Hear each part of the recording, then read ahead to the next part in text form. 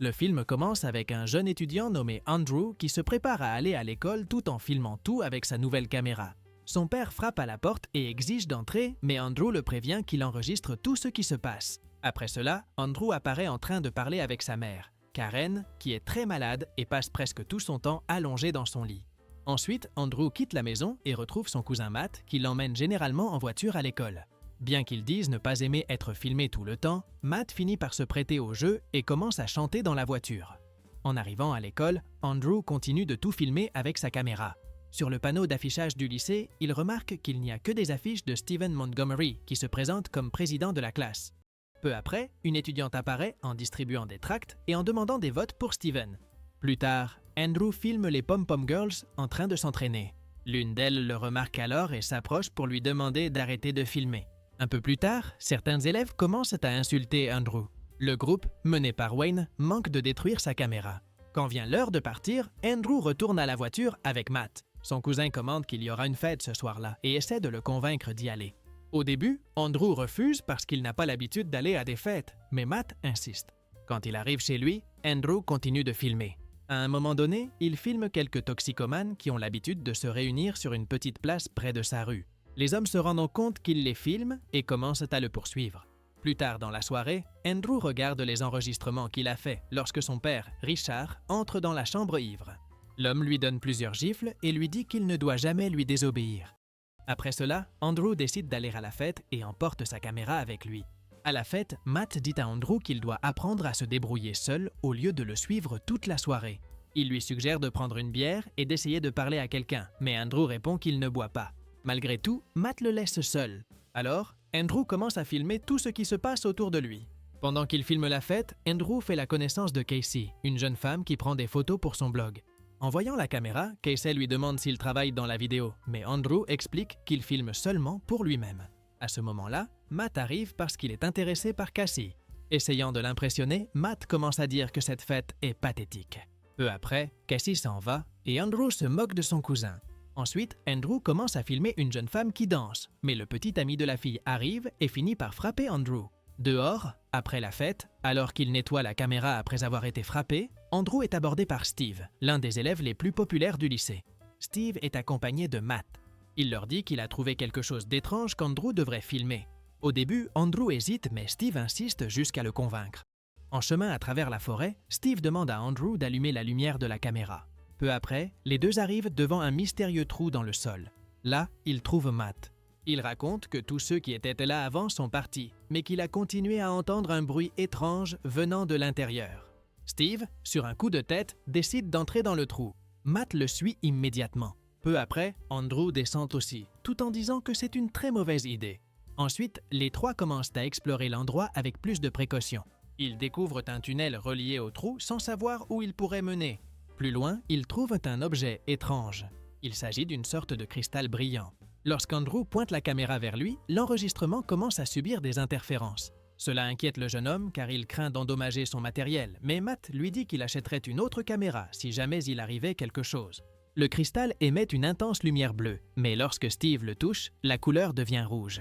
Et, à ce moment précis, son nez commence à saigner. Au même instant, l'enregistrement de la caméra s'interrompt. Le lendemain, les trois se trouvent dans un jardin en train de se lancer une balle de baseball. Mais lorsque vient le tour d'Andrew, la balle s'arrête simplement dans les airs. Tous sont surpris et excités en réalisant qu'ils ont obtenu des pouvoirs. Après cela, sur un tableau, Matt essaie de soulever 2 pièces de Lego avec son esprit, mais il n'arrive pas à bien contrôler le mouvement. Andrew utilise alors ses pouvoirs et parvient à les assembler parfaitement. Plus tard, Matt et Andrew retournent avec Steve à la ferme où se trouvait le trou qui leur a donné leur pouvoir. Cependant, à leur arrivée, ils découvrent que l'endroit a été fermé et est entouré de policiers qui leur ordonnent de partir. Andrew commande que son ancienne caméra est restée coincée dans le trou. Dans la voiture, Steve demande des nouvelles du père d'Andrew. Le jeune homme explique que Richard, son père, était pompier, mais qu'il a subi une grave blessure lors d'une intervention. À cause de l'accident, il a dû prendre sa retraite pour invalidité. Après cela, il a commencé à boire constamment et est devenu une personne agressive. Plus tard, Andrew entend Richard parler au téléphone. L'homme se plaint de souffrir beaucoup et demande un médicament plus fort pour sa femme malade, mais le prix est trop élevé. Pendant ce temps, Andrew commence à tester ses pouvoirs avec sa nouvelle caméra. Il parvient à la faire léviter dans les airs grâce à la télékinésie pour continuer à tout filmer. Le lendemain, Andrew emmène sa mère faire une promenade. À un moment donné, Karen prend la caméra de son fils et commence à filmer. Elle dit qu'elle veut se souvenir de lui de cette façon. Elle lui dit qu'Andrew est plus fort que tous les problèmes auxquels il fait face. Elle lui demande même de répéter ces mots, insistant sur le fait qu'il doit croire qu'il est fort. Après cela, Andrew retrouve Matt et lui pose une question inattendue. Il veut savoir si son cousin l'apprécie vraiment. Matt se sent mal à l'aise au début, mais finit par être honnête. Il dit que maintenant, il l'apprécie, même s'il admet que cela n'a pas toujours été le cas, car Andrew a tendance à être distant et même hostile avec les gens. Plus tard, Steve arrive et commence à lire une définition de la télékinésie à ses amis. Il explique que ce terme décrit la capacité de déplacer des objets uniquement par la pensée. Ensuite, les trois vont dans un supermarché pour tester leur capacité à plus grande échelle. À l'intérieur du magasin, ils commencent à faire de petites blagues aux clients, comme déplacer un chariot de course tout seul ou effrayer un enfant avec un ours en peluche qui semble bouger tout seul. Cependant, à un moment donné, Matt essaie d'enlever un chewing-gum de la bouche d'un homme en utilisant ses pouvoirs, mais il force trop et l'homme finit par être violemment projeté. Effrayés, les trois s'enfuirent du magasin. Plus tard, ils se retrouvent dans un restaurant. Pendant qu'ils discutent, Andrew recommence à tester ses capacités, démontrant à nouveau son contrôle sur la télékinésie. Dans l'une des expériences, ils essaient de lancer une fourchette vers sa main, mais Andrew crée une sorte de barrière invisible qui empêche tout objet de la traverser. Après cela, ils vont au parking. Steve utilise ses pouvoirs pour déplacer une voiture, mais l'effort lui provoque un saignement de nez. Plus tard, les trois partent dans la voiture de Matt. En chemin, un conducteur commence à klaxonner derrière eux, exigeant que Matt accélère. Agacé, Andrew utilise sa télékinésie pour pousser la voiture de l'homme hors de la route. Le véhicule finit par se renverser et tombe dans un lac. Désespérés par ce qui vient de se passer, ils descendent en courant la pente. Steve saute à l'eau pour sauver le conducteur pendant que Matt appelle les secours. Finalement, ils parviennent à sauver l'homme. Ce soir-là, Matt décide d'établir quelques règles pour éviter qu'il n'arrive quelque chose de pire. La première, ne jamais utiliser les pouvoirs contre des personnes. La deuxième, ne pas utiliser les pouvoirs lorsqu'ils sont en colère. Le lendemain, Andrew et Matt se rendent dans une zone isolée où Steve montre qu'il a appris à voler. Peu après, l'un apprend et l'autre aussi. Lors de l'un de ces vols, un avion apparaît soudainement et percute Steve en plein air, le faisant chuter. Heureusement, Andrew réagit rapidement et utilise ses pouvoirs pour arrêter sa chute, sauvant ainsi la vie de son ami. De retour au sol, les trois s'amusent en utilisant leurs capacités. Le soir, alors qu'ils discutent, Matt commente que c'était l'un des meilleurs jours de sa vie. Le lendemain matin, déjà à l'école, Steve propose de faire quelque chose d'encore plus extrême, voler jusqu'à Maui, à Hawaï. Mais Andrew dit qu'il préférerait aller au Tibet, car il a toujours été curieux au sujet des moines, qui, soi-disant, peuvent l'éviter. L'idée ne plaît pas trop à Steve, mais Matt finit par soutenir son cousin et convainc Steve d'y réfléchir. Quelque temps plus tard, Matt se rend chez Casey.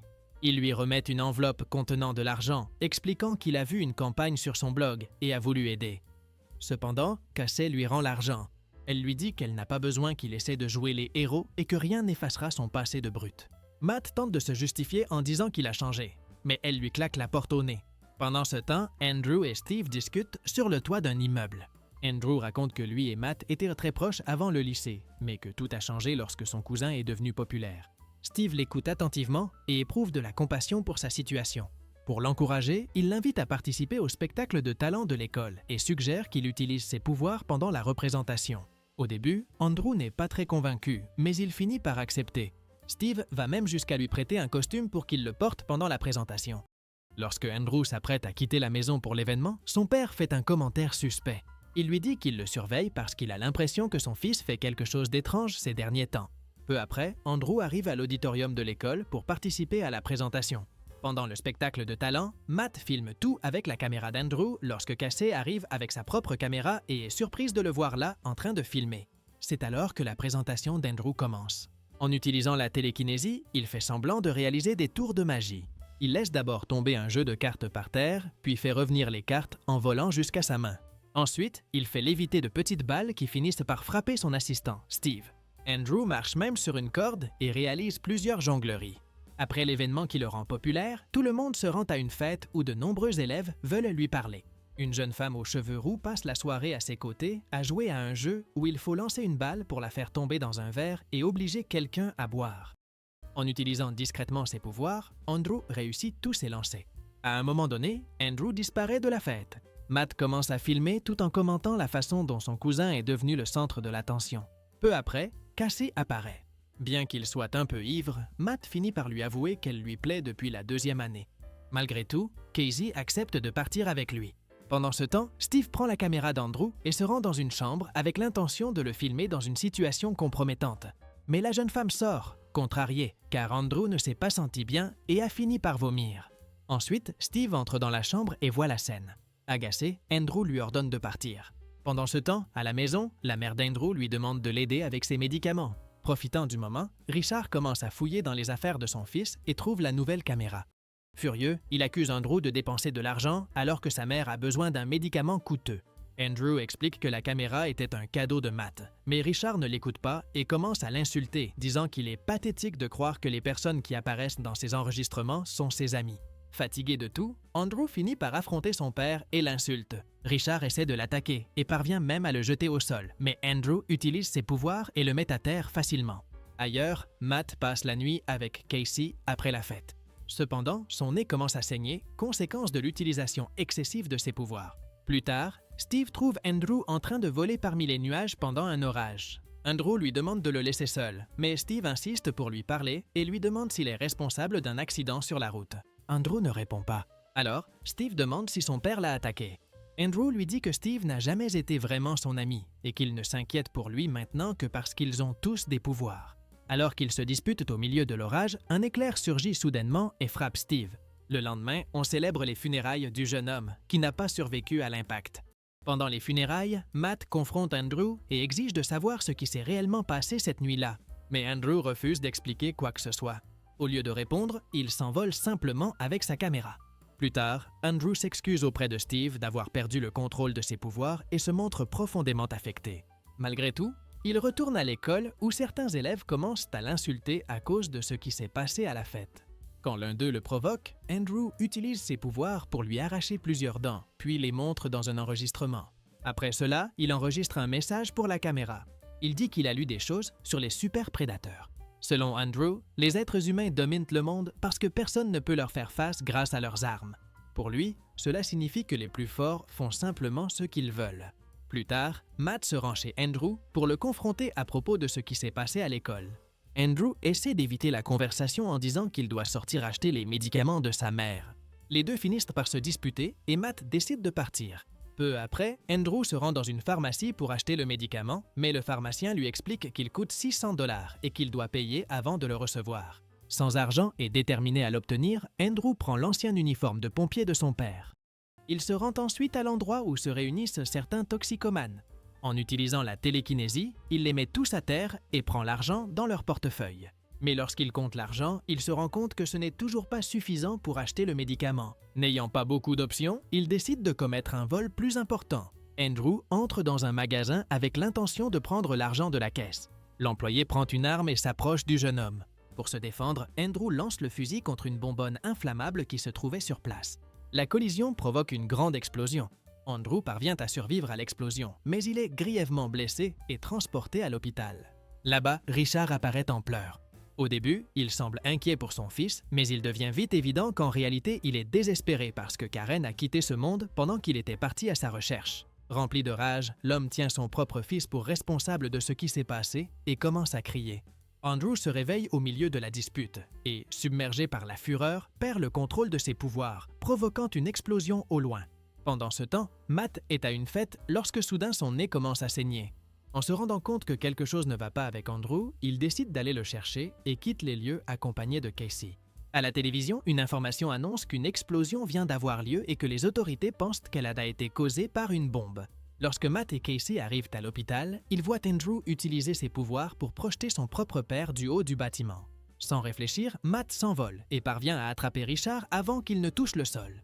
Casey est complètement stupéfaite de voir son petit ami voler, mais Matt lui dit de monter dans la voiture et de partir immédiatement. Andrew commence à tout détruire autour de lui. Il utilise ses pouvoirs pour contrôler d'énormes objets et les lancer à travers la ville, y compris des hélicoptères et des poteaux électriques. Au milieu du chaos, il fait léviter la voiture de Matt et fait sortir son cousin du véhicule. Il essaie aussi d'attaquer Casey, mais Matt parvient à la sauver et la dépose dans un endroit sûr avant de revenir affronter Andrew. Matt apparaît devant lui. Andrew lui dit qu'il l'a abandonné quand il avait le plus besoin de lui. Matt essaie de s'approcher et lui demande pardon, disant qu'il y a encore une issue et qu'ils peuvent partir ensemble. Mais Andrew ne veut rien entendre. Rempli de colère, il lance un bus sur son cousin. Les deux commencent un combat en utilisant leur pouvoir pour lancer des objets l'un contre l'autre. Pendant la bagarre, Andrew est projeté contre un poteau électrique et plusieurs policiers arrivent sur les lieux. Ne comprenant pas ce qui se passe, les agents finissent par tirer sur Matt, qui essayait d'arrêter la destruction. Bien qu'il soit blessé, Matt essaie de continuer à se battre. Pendant ce temps, Andrew élimine les policiers et concentre à nouveau toute sa fureur sur son cousin. Tous deux finissent par tomber sur une place complètement détruite. D'autres policiers arrivent sur les lieux en essayant d'arrêter Andrew, qui reste totalement hors de contrôle. En réalisant qu'il n'y a plus d'autre issue et voulant protéger les personnes autour, Matt saisit la lance d'une statue voisine et attaque Andrew par derrière. Matt s'effondre au sol, faisant semblant d'avoir quitté ce monde pour éviter que les policiers ne découvrent ce qui s'est réellement passé. Lorsque les agents s'approchent, il profite de la distraction, s'envole et disparaît, laissant tout derrière lui. Dans la scène finale, quelque temps plus tard, Matt enregistre un message avec la caméra d'Andrew. Il dit qu'il continuera à chercher des réponses pour comprendre ce qui leur est arrivé et d'où venaient ses pouvoirs. Il demande aussi pardon pour ce qu'il a dû faire à son ami, expliquant que c'était nécessaire pour que tout le monde puisse aller bien. Et ainsi, le film se termine. Si cette vidéo t'a plu, n'oublie pas de t'abonner à la chaîne, de liker et profitant pour regarder d'autres résumés incroyables qui sont disponibles pour toi. Je vous dis au revoir pour l'instant et on se retrouve dans la prochaine vidéo.